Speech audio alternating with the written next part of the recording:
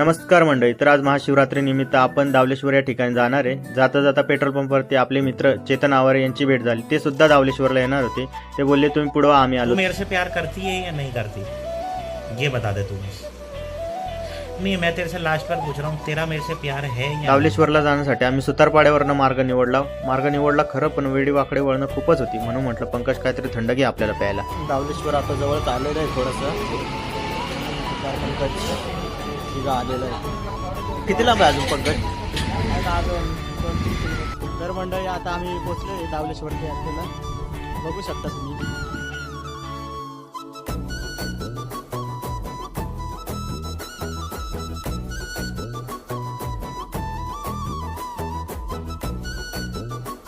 तर मित्रांनो आता आम्ही इथे जवळ आलेलो आहे. पंकज साहेब आंघोळीला जाणार आहे. कपडे आणले काय?